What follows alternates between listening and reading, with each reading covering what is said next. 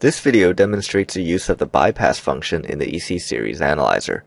During string testing, you may encounter situations where it is impossible to measure a cell or battery in the string. The reason may be damage or corrosion, preventing the cell or battery from making a good connection, or if the analyzer repeatedly returns an error message during the test. Because you need to test all batteries in the string to complete a string test, the analyzer offers the option of bypassing cell or battery test in these error messages. By indicating a test as a bypass, the analyzer knows that you voluntarily skipped the cell or battery test in the test sequence, allowing the completion of the string test. You will need to complete the first string test in order to finalize the auto baseline process. Failure to complete the first string test will prevent you from seeing baseline and cell scan values in IBMS. You do not need to measure all the straps to complete a test, and a bypass option is not available for strap.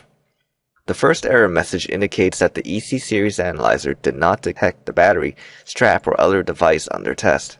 This message is returned because the test lead clips were not connected on the test device, or the device's impedance characteristics are too high and out of range of the analyzer's capabilities.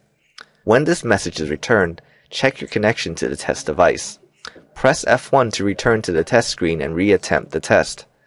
If the message is displayed repeatedly for the same test item, this probably indicates that the test item's impedance characteristics are outside the analyzer's range. Bypass this test by pressing F2 and take note of why the battery or cell test has been bypassed. The second error message indicates that the data from the test is not valid. The error message is returned because, based on data integrity checks, the EC series analyzer determined the data was invalid due to a poor connection, electrical noise, or other. Check your connection and press F1 to return to the test screen and reattempt the test. If this screen is repeatedly displayed for a cell or battery test, this can indicate an unknown condition of the cell or battery. You may want to bypass the cell or battery by pressing F2 to continue the string test and investigate the issue later.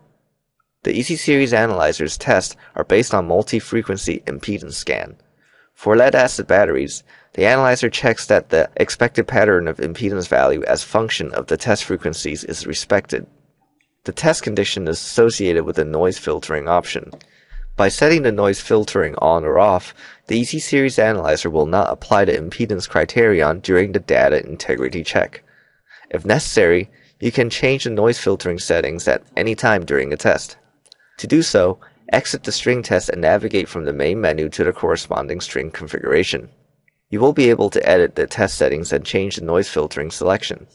Then you can resume your string test. This concludes our training video on the bypass function.